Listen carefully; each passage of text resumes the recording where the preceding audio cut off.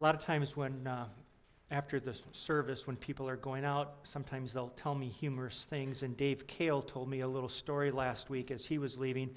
But Dave, I can't exactly remember every detail. I know I'm going to butcher this.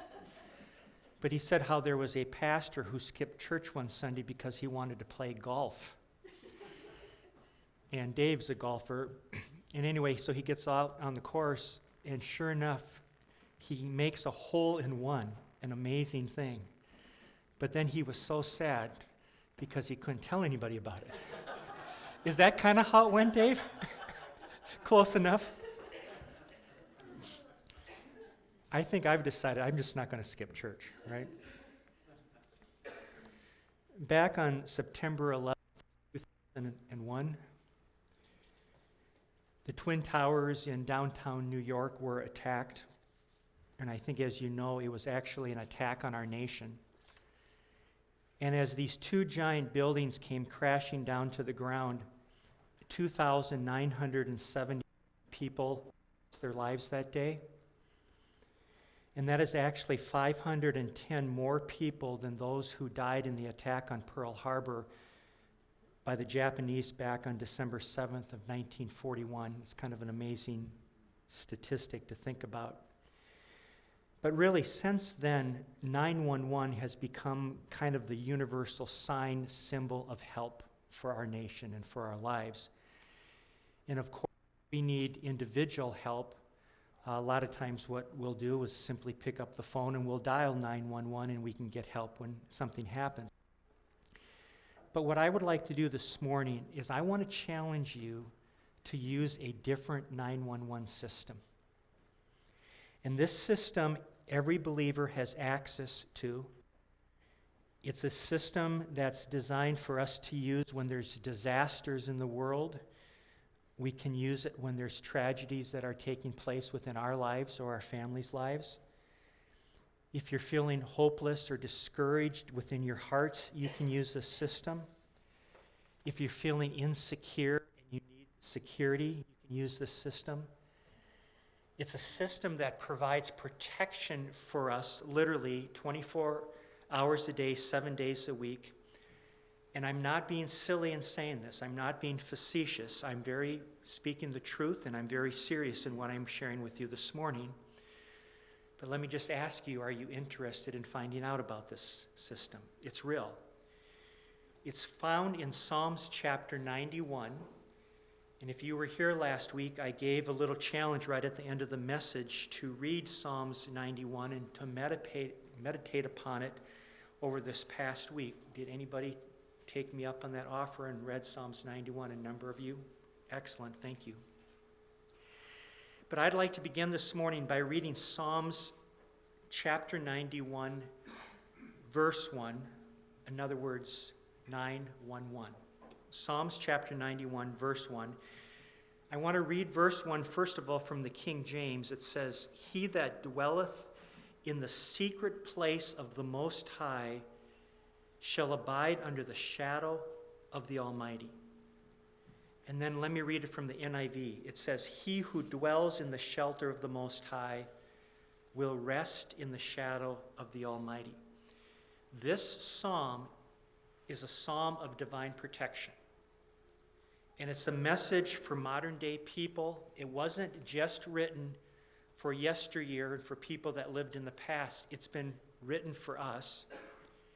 And I want to say this right off the bat. Christian, please hear me. If you dwell in the secret place of the Most High, and if you abide under the shadow of the Almighty, you are in the safest, most protected place in all of the world.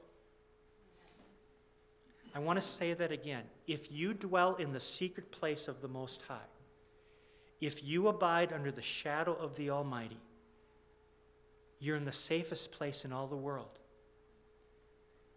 People are looking for safe places, and they have safe rooms within their homes.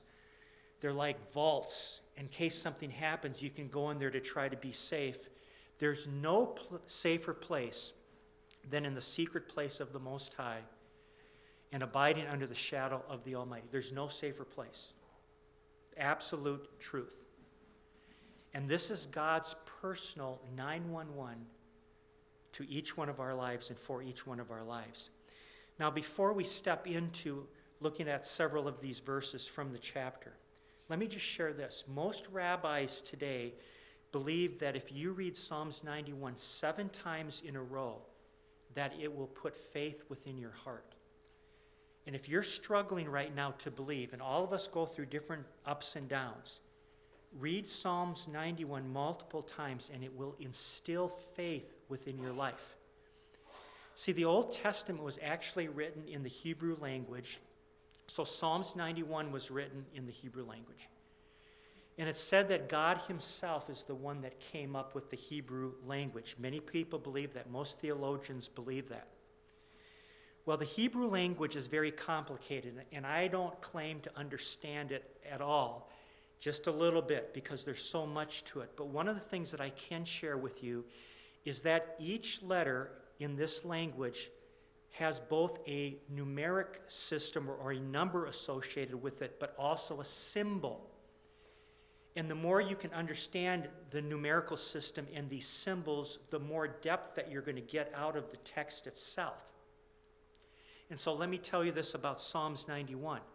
It uses one of these symbols, and it's actually the symbol of a sword more than any other chapter in the entire Bible.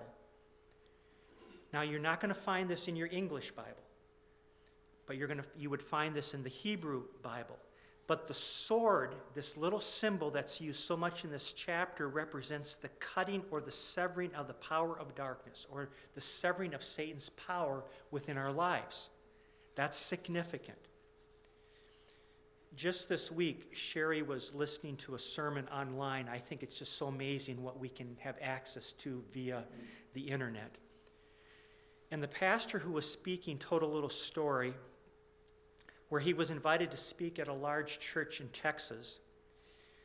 And when he arrived, he was talking with the pastor, and the pastor began to tell him about this family in the church that he was totally frustrated with. And they were like the scourge of the church. And he was saying how they were just one of these families that is dysfunctional. There was broken relationships within the family. They lived in poverty. They never had enough money. They were always asking for handouts. They were argumentative with each other and with other people. They had health problems. And this pastor said this. He said, I just want to kill them and FedEx them to Jesus. In other words, he didn't want to deal with them anymore. Have you ever known a family similar to this? There are families sometimes that just seem that problems plague them. Anyway, this pastor asked this speaker who had come to share if he had any ideas of what they could do in regard to this family. And the speaker, this man just simply said, well, let me just pray about it, and if God gives me anything, I'll share it with you. Well, God did give him something. And what they ended up doing is they took a prayer team over to this family's house to pray for them. They called them up and they said, clean the house the best you can because we're coming over. But this wasn't just a few people. This was a large church, and they actually brought 400 people as part of this prayer team to this house. And to be part of the prayer team, they charged you $5. So they ended up collecting $2,000, and they gave it to the family to help meet some of their financial needs. And when they all gathered, they couldn't all fit in the house, and so they were in the nooks and the crannies and the closets and the bathrooms, literally filled up the house. There was 80 people that had to stay outside because they couldn't get everybody in. But this special speaker that was with them, he directed them, and he said, now we're going to pray for 1 hour. And they all prayed for an hour. When they were done, the father of this family was set free from a demonic influence that had been in his life for many years. And almost instantly, the family began to change. And then over time, you begin to see this change, and literally they became physically healthy once again. They became spiritually healthy. They all were able to get jobs. They got out of poverty. And they went from being this broken family who wasn't whole to becoming a healthy, functioning family in every way. But the story doesn't stop there. because one day a strange woman shows up at the doorsteps of their home, this family. And she said to them, "I don't know why that I'm here." She said, "My family literally kicked me out of our house because I have issues." She had some mental problems, and she said, "I was just driving down the interstate, and somehow I ended up in front of your house." And she just said, "I need help." And this family, who used to be broken and dysfunctional, invited her in and began to minister to her as only they could, because they understood her need. And let me tell you this woman was just the first, because there were 150 different people at different times over a period of time that showed up at the doorstep of this family in order to be ministered to. What I'm sharing with you this morning is that God has not planned for us as his children to barely survive in this world, where we're always trying to tread water and we're just trying to keep our neck just above the water so that we can breathe. You have to understand, we're not working for victory, Christian. We are working from victory. God has already given us victory in everything. And we need to open our eyes to it, and we need to start claiming what we have in Jesus. And so Psalms 91 is a psalm of divine protection for our lives. There's many things in the psalm. We're just going to look at a few things today. But it demonstrates the power of God's word for us and to us. And I want to challenge in you, all of us, go home this week, read the Psalms 91 multiple times. I just want to say that right now. Now, if you think about the 911 system that we have within our nation, it's a wonderful system. I'm so glad that we have it. But it's designed to give someone help after the fact. And so if somebody has a heart attack, we call 911. If there's been an accident, we call 911. It's great to have it, but it's almost an after-the-fact kind of a system. But the 911 system that I'm sharing with you today that we see in Psalms 91, verse 1, and actually throughout the chapter, it not only helps us when something happens and when we're going through something, but it also protects us from things happening within our lives. If you have your Bibles, turn to Psalms 91, and I want to look at verse 4 now. And here's what it says. It starts out by saying he. This is a reference to God. It says, "God shall cover thee with his feathers, and under his wings shalt thou trust. His truth shall be thy shield and rampart." So it's telling us that God covers us with his feathers. Your translation might say pinions, but it's feathers. This is a picture of God's protection in our lives. Literally, he covers us with his mighty arms, and they're likened unto feathers in this verse. And it reminds me of what Jesus said back in Matthew chapter 23. You'll remember this. He cried out and said, "O Jerusalem, Jerusalem, you who kill the prophets and stone those sent to you, how often I have longed to gather your children together as a hen gathers her chicks under her wings, but you were not willing." Jesus wanted to protect his people. He wanted to love on them. He wanted to care for them. They were his people, but they refused to believe in him. And they rejected him, and they rejected him even to the point of seeing that he was crucified on the cross. I just spoke to our Awana kids this last Wednesday, and I shared with them the story of how a mob of people came to Pilate, who was the Roman leader, and they demanded that he release Barabbas, who was a convicted murderer, who was on death row, and instead they wanted Jesus killed and crucified. Now that's an amazing thought just in and of itself. And this mob, as they stood before Pilate, literally started yelling out, "Crucify him, crucify him, crucify him." It was a mob rule, and they screamed this out in unison together. And Pilate was intimidated by them. He was a politician as much as any leader.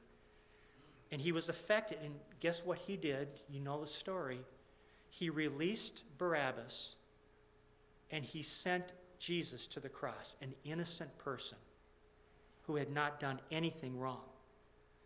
See, Jesus knew the destruction that was just around the corner for his people, and he's crying out, "Oh, Jerusalem, Jerusalem, I want to protect you. I want to love on you just like a hen protects its little chicks. I love you." He loved those people. Now, the second half of verse 4 says this: "His faithfulness will be your shield and rampart." His faithfulness will be your shield and rampart. First of all, it's his faithfulness. It's not about our faithfulness. We can trust him because he's faithful. But he's the source, he's the power. It's all about his faithfulness. But then it says his faithfulness is going to be your shield and rampart. A shield, all of us know, is used in battle to protect you from swords and spears and those kinds of things. But a rampart might be a little less understood to many of us. But a rampart is part of a city wall or part of a castle, and it kind of juts out, and it gives you additional advantage over your enemies. It's an additional protection. And so Jesus is our shield. God is our shield and our rampart in just every kind of way. When I was 14 years old, and of course I was living over here on the farm where I'm living now. That's where I grew up. And my cousins were coming from Michigan. And I was so excited to see them because it had been at least a couple years. And back then we didn't have cell phones, but they had stopped someplace at a gas station, and they called us and they said we should be there in a couple hours. Well, a couple hours went by and they hadn't shown up, and I was just standing out in the yard waiting for them. I was just anticipating. I was just a kid that was just, I couldn't wait. But I thought, well, maybe if I climb a tree, I can see out to Highway 65, and then I can look for them. So I found a pine tree that was in our woods but near our gravel road, and I climbed up literally to the top of the tree, and I'm not exaggerating, it was 30 feet tall. I was up at least 30 feet. And if you would follow the main trunk of the tree coming up, the base of it was probably like this. And then when you got to the top, it was probably about the size of a quarter, maybe a little bit more. And it ended right there, and then there was some pine sprouts, that came out on that little main shaft of the tree. And then there was one other branch that came out a little bit lower, and it came up like this, and that was the top of the tree. And so what I did is I sat on the main shaft as it narrowed with those little sprouts. I sat on that, and then I hung on to this other branch right there, and I was sitting like this, and my feet were able to rest on some other branches just below. And I could see all the way out beautifully to Highway 65. And I was just waiting and waiting, and they didn't show up. And I was looking at the highway, and I was looking at the gravel road and waiting. And I climbed trees all the time, and I was pretty relaxed. But I was just kind of swaying like this. And all of a sudden, crack. And the only thing I remember after that is all the branches were going up. They were all just going up. And I didn't realize I was going down. And as I was going down, my body was hitting the branches, going crack, crack, crack, crack, crack, crack. And the last branch that I hit near the ground, probably about 5 feet off the ground, at the base of it, it was the size of a softball, and my body just snapped it right off.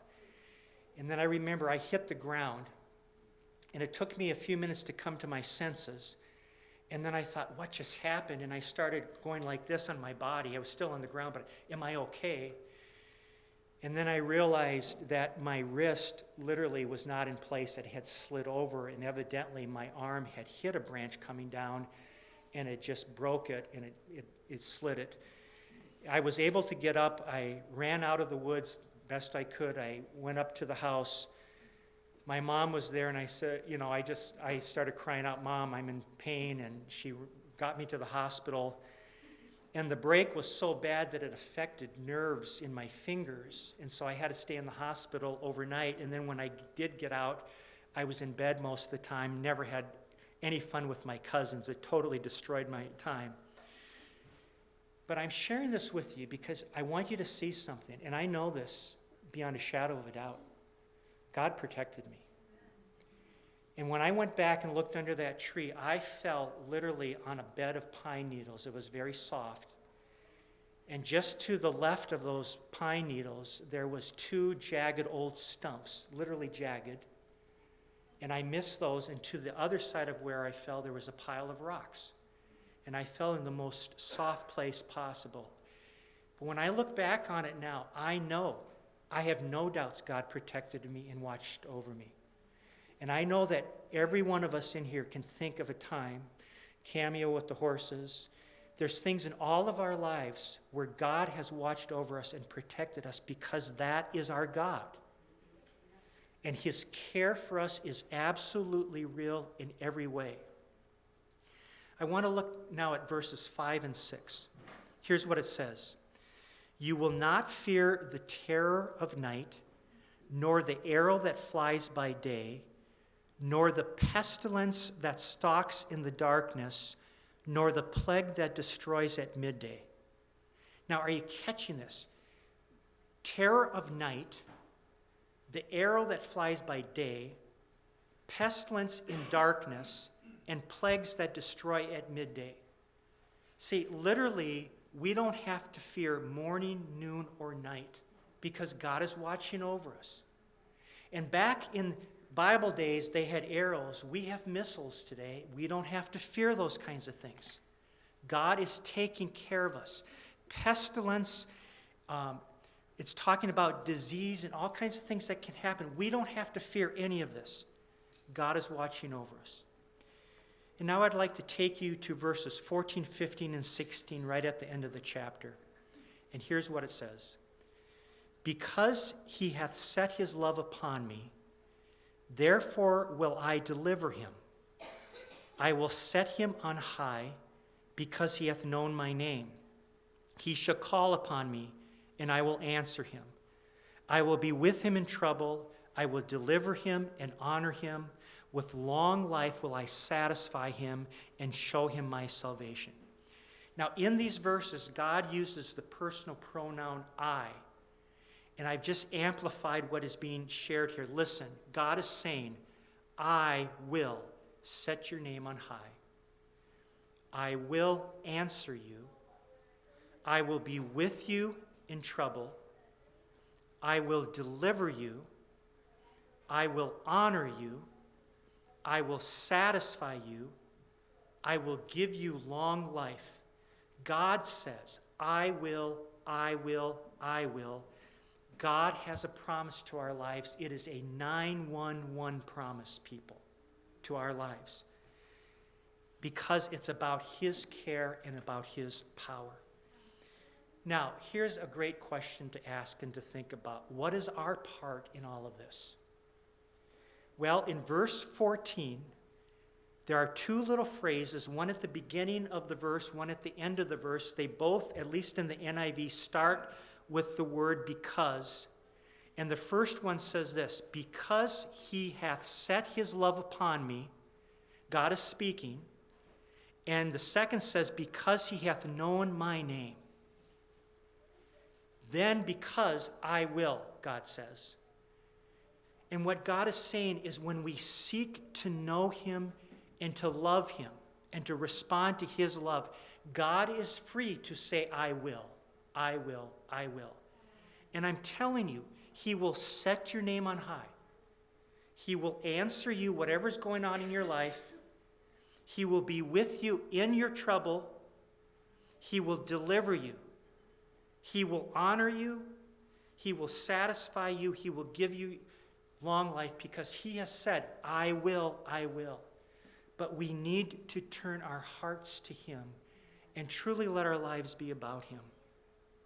See, our part is to dwell in the secret place. Our part is to abide under the shadow of the Almighty. That's our part. Our part is to believe what God has said. Our part is to believe what Jesus has done for us. He's real. He's absolutely real.